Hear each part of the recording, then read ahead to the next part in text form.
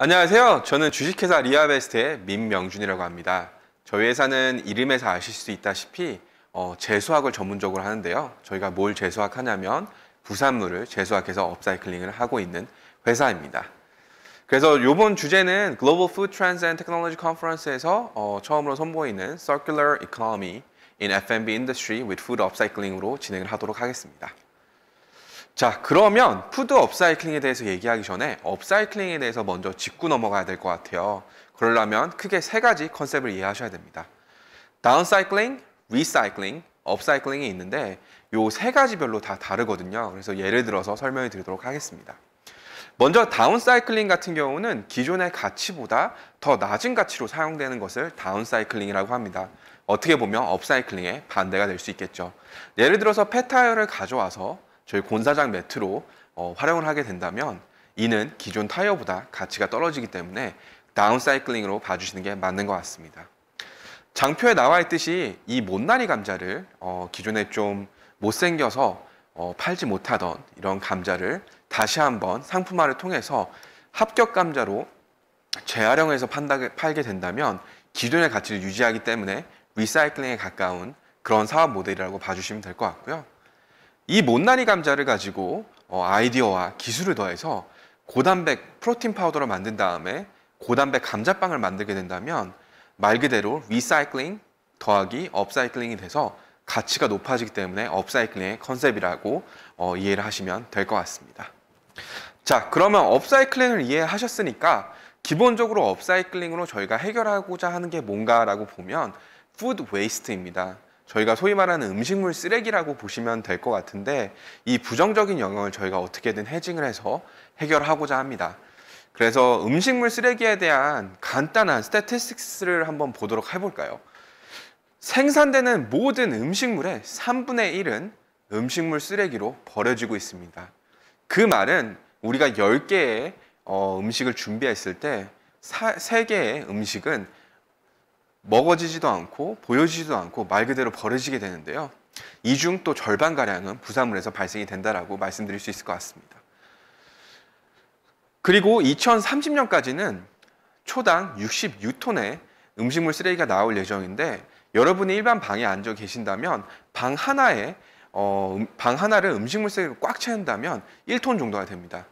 66개의 방으로 꽉 채워진 음식물 쓰레기가 몇 초마다 발생이 된다라고 말씀드릴 수 있을 것 같습니다. 그거에 조금 더 흥미로운 수치 같은 건 영어로 조금 더 설명을 드리면 All the food waste that is being wasted is actually generated from the land greater than China and Mongolia combined. Now, imagine another 20 그리고 또 이 물의 한 25%그 생산을 위해서 사용된 그 물이 전혀 이제 사용이 안 되는 것이고요. 이 통계 수치는 여러분들 모두 놀랍다고 생각을 할 거고요. 그리고 또 놀라운 것은 바로 환경에 미치는 영향입니다. 그러니까 식품 폐기물이 환경에 미치는 영향입니다. 이 식품 폐기물이 국가라면 바로 이 온실가스를 이제 배출을 가장 세 번째로 많이 하는 국가가 될 겁니다. 미국하고 중국 다음으로요. 그리고 또한 이 전 세계 인구의 10분의 1 정도가 영양분이 부족해서 이제 기아에 시달리고 있습니다. 생각을 해보면 음식물 쓰레기라는 게 정말 와닿지 않을 수 있어요. 1분의 3분의 1의 음식물의 쓰레기 버려진다고 하지만 어떤 임팩트가 있을까? 실제로 우리나라에 한해서 말씀을 드리면 33%의 음식물이 버려지고 있고 그 와중에도 10명 중 1명은 만성적 영양실조에 시달리고 있습니다. 이 괴리감이 나오는 부분은 업사이클링을 해결할 수 있다고 보고 있고 이 부분에 대해서 F&B 향후에 대한 산업 방향성이 크게 세 가지로 정리가 되고 있습니다. 전 세계적으로 이러한 식품에 대한 트렌드를 정의하는 기관들이 유엔에도 있고 그리고 유럽에도 있습니다. 대부분 총 3가지의 고를 놓고 음식물 섹터 내에서 얘기를 하고 있는데 특히 SDG 쪽에서 본다면 Sustainable Food, 그래서 말 그대로 아까 앞서 말씀드렸던 그 클린 meat과 마찬가지로 Alternative Food, Plant-Based Food, 그래서 이런 식으로 좀 친환경적인 음식들을 찾아서 우리가 직면한 환경 이슈에 해징할 수 있는 그런 음식을 만드는 게 아주 큰 트렌드라고 볼 수 있을 것 같습니다. 두 번째는 upcycling waste and byproducts. 말 그대로 업사이클링 이제 대놓고 시행하라라고 많은 국가들이 얘기를 하고 있어요. 그래서 스코틀랜드 같은 경우는 WRAP, 그리고 미국의 Zero Food Waste Challenge, 그리고 네덜란드에도 마찬가지로 Zero Food Waste Challenge가 있고, 우리나라도 풀먼이라든지 올가울 푸드에서 Zero Waste Food Challenge가 되고 있습니다. 그래서 말 그대로 버려지던 모든 음식물이든 아니면 뭐 관련된 패키징이든 모든 걸 업사이클링해서 이걸 좀 줄여보자라는 아주 큰 기조가 형성이 되어 있다라고 보시면 될 것 같습니다. 세 번째는 Reduce Hunger이에요. 어찌 됐던 우리 지구의 제한적인 리소스 안에서 인류가 굉장히 폭발적으로 성장을 하고 있죠. 그러다 보니까 전 세계적으로도 전 세계 인구 중 11%가 만성적 영양실조에 시달리고 있는데요. 이를 적극적으로 해결하고자 Reduce Hunger가 one of the key areas로 선정이 된 것 같습니다. 자, 그러면 부산물이 도대체 뭘까요? 대부분 사람들이 부산물에 대해서 잘 모르세요. 부산물은 뭐냐? 부산물은 원료로 가져와서 주 목적으로 활용이 되고 남겨지는 그런 버려지게 되는 원료라고 말씀드릴 수 있을 것 같아요. 그래서 맥주를 빗대어서 말씀을 드리면 보리를 가져와서 한번 삶은 다음에 꽉 짜내가지고 맥즙을 내고요. 요 맥즙을 가지고 맥주를 만드는데 요 맥즙이 짜고 남은 보리를 부산물이라고 하고 있습니다. 자, 그러면 여러분들이 이제 또 두 번째 생각을 하시겠죠. 부산물 정말 몸에 좋을까요? 아니면 영양성분이 높을까요? 자, 우리나라에 그런 말이 있죠. 입에 좋은 게 몸에는 안 좋다. 그래서 대부분의 부산물들에서 몸에 안 좋은 영양성분들을 뽑아내서 맛있는 음식들을 만들고 있어요. 예를 들어서 아까 말씀드렸던 맥주 같은 경우도 보리에서 당하고 탄수화물 추출해내서 이 맥즙을 만들고 이 맥주에 효모를 넣어서 맥주를 만들고 있습니다. 그렇게 된다면 결과적으로 원료에 남아있는 좋은 성분들은 기본적으로 유지하고 있되 오히려 몸에 안 좋은 것들이 빠져나간 것들이 대부분 부산물의 형태이죠. 예를 들어 두 가지를 더 들어볼게요. 참기름하고 들기름 같은 경우도 우리가 가장 좋아하는 지방, 그래서 요 참기름하고 들깨에서 요 지방을 뺀 다음에 추출해 난 다음에 남아있는 부산물 자체는 지방이 없고 굉장히 프로틴이 높은 그런 좋은 영양성분이 됩니다. 마찬가지로 두부도 그렇죠. 저희가 이제 두부 가지고 이제 지방하고 그리고 프로틴하고 전분을 짜서 나오는 게 두부인데, 이렇듯 비지에는 아주 높은 영양성분이 있다라고 말씀드릴 수 있을 것 같습니다. 자, 이제 부산물에 대해서 이해했으니까 부산물 정말 얼마나 많이 나올까요? 우리나라 1인당 572kg의 부산물이 나오고 있습니다. 굉장히 많은 수치이죠. 우리나라가 굉장히 생산을 많이 하는 부분도 있지만 이 수치는 굉장히 큰 수치라고 봐주시면 될 것 같습니다. 하지만 이 중 70%가량은 환경부담금을 지불하고 음식물 쓰레기로 폐기가 되고 있는 현실인 거죠. 자, 그러면 국내 F&B 트렌드는 어떨까요? 국내의 푸드 업사이클링에 대한 시사점은 어떨까요? 기본적으로 식품 부산물은 기존에 비식품으로 많이 활용이 됐습니다. 퇴비라든지 사료라든지 또 커피박을 활용해서 만들어지는 가구라든지. 하지만 최근 5년간의 전 세계적 트렌드는 부산물을 가지고 식품 부산물로 가지고 기술을 더해서 다시 식품을 만드는 그런 사업들이 많이 트렌딩하게 나오고 있습니다. 하지만 국내 업사이클링 현황 같은 경우는 아직까지는 비식품에 굉장히 포커스가 되어 있어요. 그래서 우리나라에서 저희가 그 리아베스트가 최초의 국내에서 푸드 업사이클을 하는 기업이기도 하고, 그러기에 굉장히 많은 챌린지가 있었던 것 같습니다. 자, 그럼 국내 대부분의 부산물은 어떻게 활용이 되고 있을까요? 아까 말씀드렸던 30% 재활용되는 부분의 부산물들은 부가가치가 낮은 제품으로 활용이 되고 있습니다. 대부분 퇴비라든지 사료로 활용이 되고 있고요. 그리고 푸드 업사이클의 기업이 부재합니다. 대부분 이제 프로젝트성으로 비식품으로 많이 업사이클링이 되는 사례들이 많았었고요. 커피박으로 스타벅스의 의자를 만든다든지 아니면 커피박으로 연필을 만든다든지 이런 사례들은 많았지만 실제로 부산물 가지고 음식을 만들었던 사례가 없다 보니 이런 컨셉에 대해서 아직까지는 좀 새로워하시는 분들이 많은 것 같습니다. 마찬가지로 정부 지원 또한 시작 단계인데요.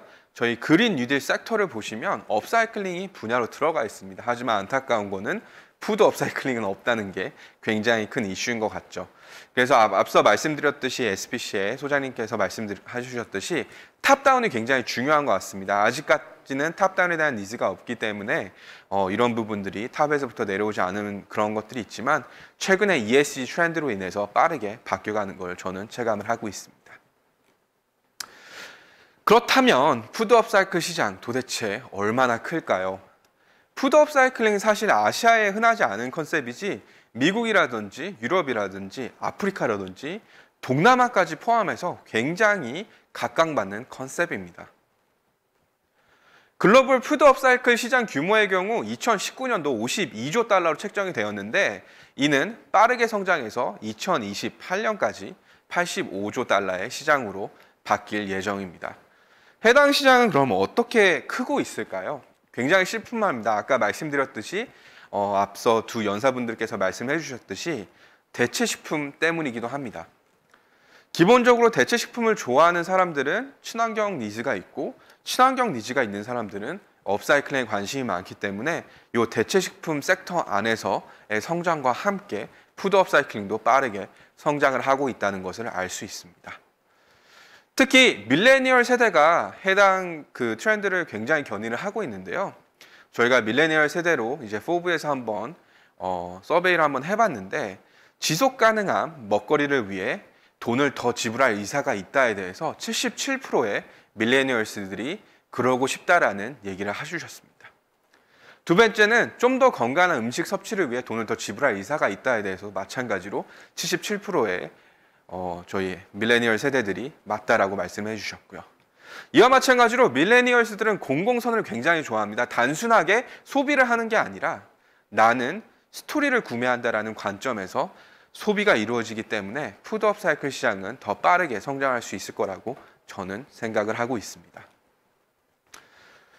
미국 같은 경우는 그러면 어떤 사례들이 있을까요? 굉장히 많은 사례들이 있습니다. 그래서 한 4가지 사례들을 조금 더 설명을 드리고 뒤에서 조금 더 설명을 드리도록 하겠습니다. 리그레인드라는 회사는 기존에 버려지던 맥주 부산물을 가져와서 에너지바로 만드는 그런 회사이고요. 퍼펜트리는 착즙을 하고 남겨지는 버려지는 주로 이제 당근 주스나 아니면 망고 주스의 부산물을 가져와서 그래놀라 형태로 만드는 그런 회사입니다. 플라네타리안이라는 회사는 착즙하고 남은 해바라기 씨유를 가지고 프로틴 파우더를 만드는 회사이고요. 바나나라는 오래된 회사는 못생긴 바나나를 가져와서 포타시움 파우더로 만들고 그리고 초콜릿 칩으로 만드는 그런 업사이클링 회사입니다. 바나나 같은 경우는 가장 오래된 푸드 업사이클링 기업이기도 한데요. 실제로 2012년도에 만들어진 이 회사는 1세대 업사이클러입니다. 바나나 같은 경우는 미국에 헤드쿼터가 있고 실질적으로 2가지 프로덕트 라인업을 가지고 있습니다. 브라질에서 못생겨서 버려지는 바나나를 가지고 와서 포타시움 파우더로 만들고 있고요. 또 이 포타시움 파우더를 섞어서 저기 나오고 있는 초콜릿 칩스를 만들고 있습니다. 해외 같은 경우는 푸드 업사이클링에 대해서도 굉장히 빠르게 투자가 유치가 되고 있는데요.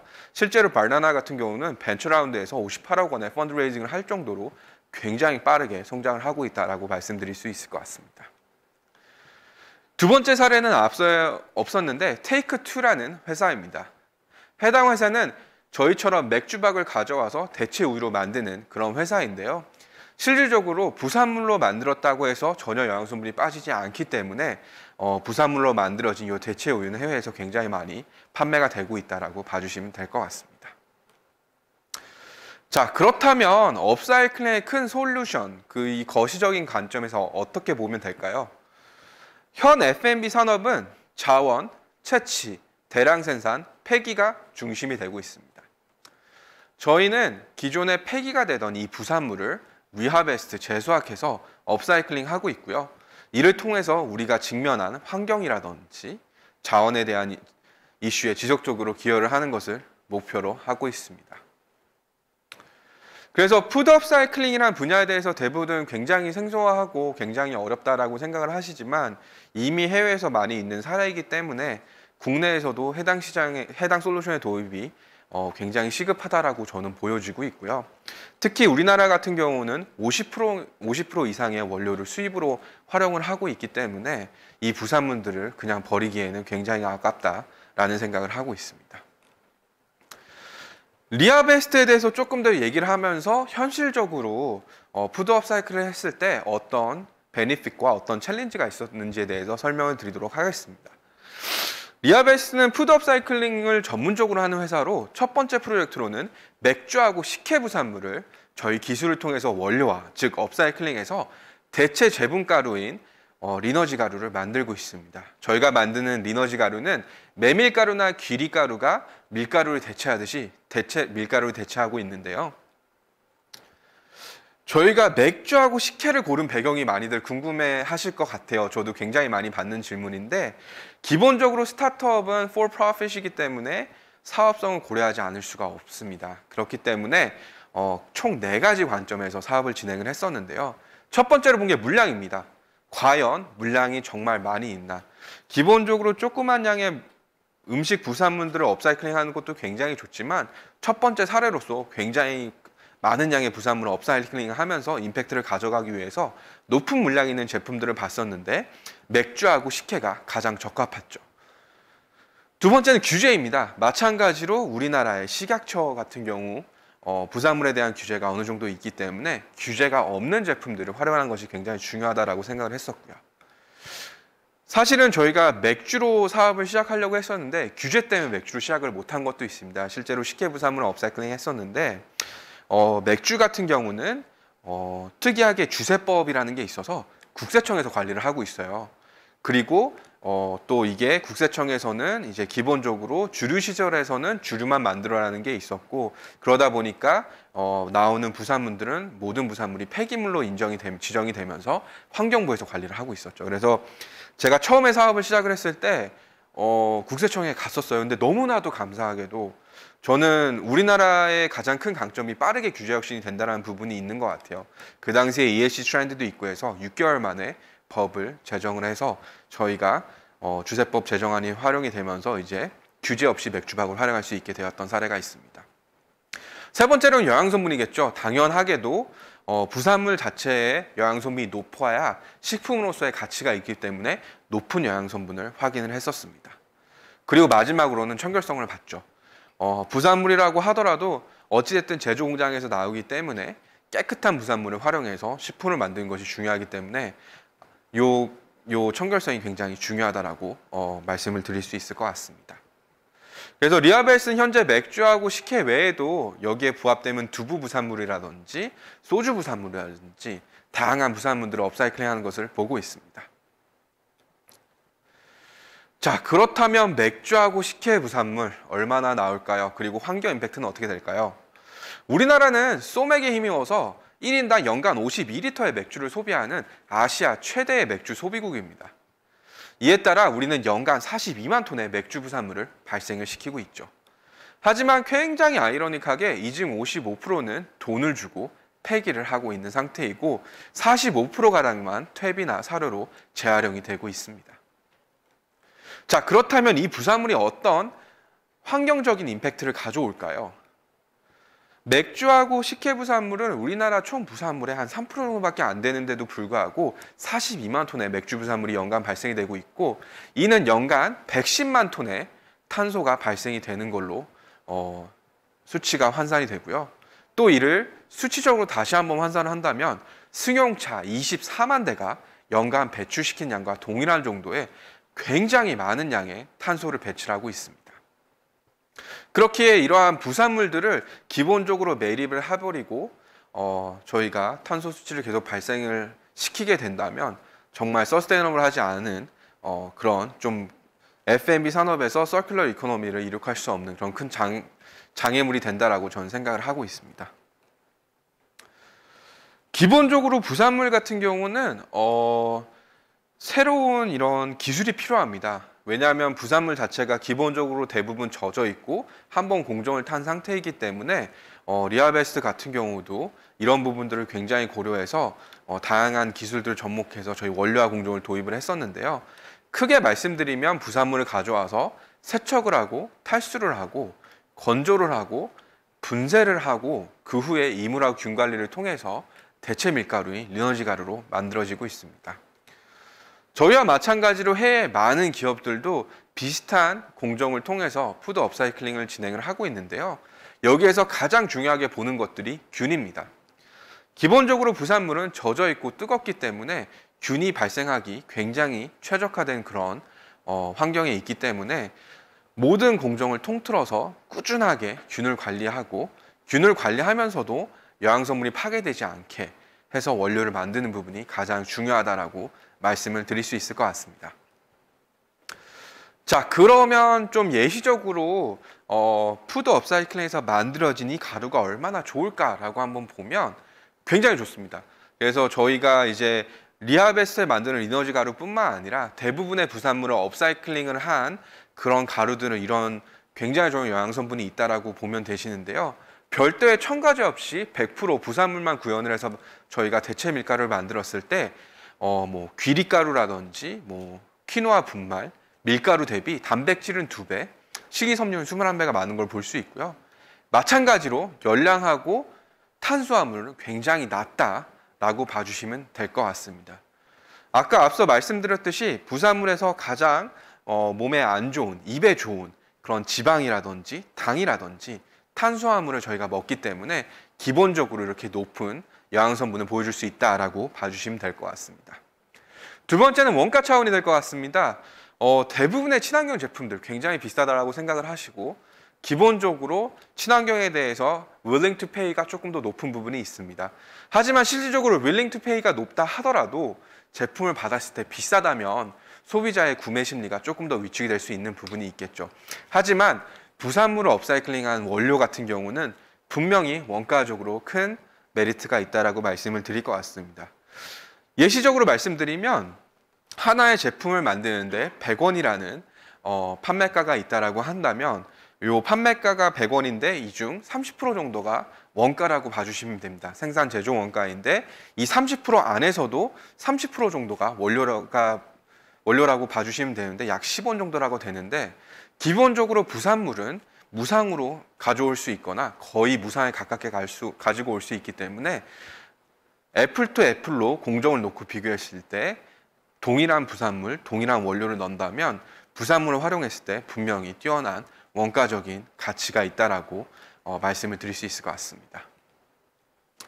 그리고 마찬가지로 푸드 업사이클링이 최근에 각광받는 이유는 ESG이기도 하죠. 실질적으로 ESG에 굉장히 합당한 또 실질적인 솔루션을 제공하고 있습니다.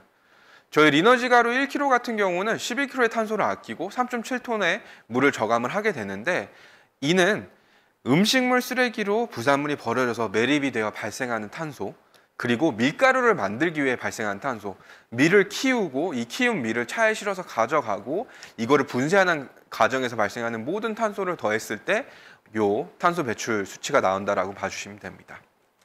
F&B 산업 같은 경우는 대부분의 시청하신 여러분들도 아시다시피 굉장히 롱테일 위주의 사업이 운영이 되고 있습니다. 말 그대로 초기에 카펙스를 많이 투자해서 공장을 설립을 하고 롱테일로 매출을 발생시키는 구조인데 2030년까지 넷제로 때문에 기본적으로 저희가 발생시키는 탄소와 저감시키는 탄소량을 더했을 때 0이 되어야 합니다. 그래서 F&B 산업에서 이렇게 원가에 민감한 시장에 탄소를 저감하기 위해 측정을 하고 저감을 하는 행위 자체가 굉장히 좀 어렵다고 보고 있어서 이렇듯 탄소를 아낄 수 있는 업사이클링 쪽으로 많이 섹터를 보시는 것 같습니다. 그래서 지금 현재는 저희가 식혜하고 맥주 부산물을 하고 있지만 해외에서는 다양한 사례들을 기반으로 해서 다양한 부산물 업사이클링을 하고 있고 저희도 마찬가지로 다양한 부산물들을 업사이클링을 할 예정입니다. 자, 그렇다면 제가 마지막으로 좀 엔딩 리마크를 드리고 싶은데 기본적으로 ESG 얘기가 굉장히 많으세요. 요새 F&B 쪽에 아까 말씀드렸듯이 등급 평가라든지 또 인베스트먼트의 가장 큰 가이드라인 중 하나로 ESG를 보고 있는데 이런 부분들로 인해서 F&B 산업에도 분명히 큰 바람이 불고 있고 변화가 느껴지는 것을 저도 최근에 많이 느끼고 있습니다. 그렇기 때문에 푸드 업사이클링은 저희가 꼭 가져가야 되는 한 분야라고 저는 생각을 하고 있는데요. 특히 우리나라처럼 제한적인 리소스를 가지고 제조에 굉장히 포커스된 산업 구조 안에서는 분명히 업사이클링이 필요한 부분이라고 생각이 되고 있습니다. 그래서 마지막으로 엔드 리마크를 영어로 좀 말씀을 드리고 제가 끝내도록 하겠습니다. 저는 이 식품 업사이클링이 큰 장점이다 생각을 하고요. 그리고 우리 모두 이 식품 업사이클링에 역점을 둬야 된다고 생각을 합니다. 자원이 부족하고 그리고 또한 환경을 향후 계속해 보호해 나가기 위해서 그렇습니다. 그리고 식품 업사이클링은 우리가 반드시 진출해야 되는 분야고 또한 이제 창업된 회사들이 크게 성공할 수 있는 분야라고 생각합니다. 제 발표 경청해 주셔서 감사드리고 질문이 있으시면 유튜브로 해주시기 바랍니다. 고맙습니다.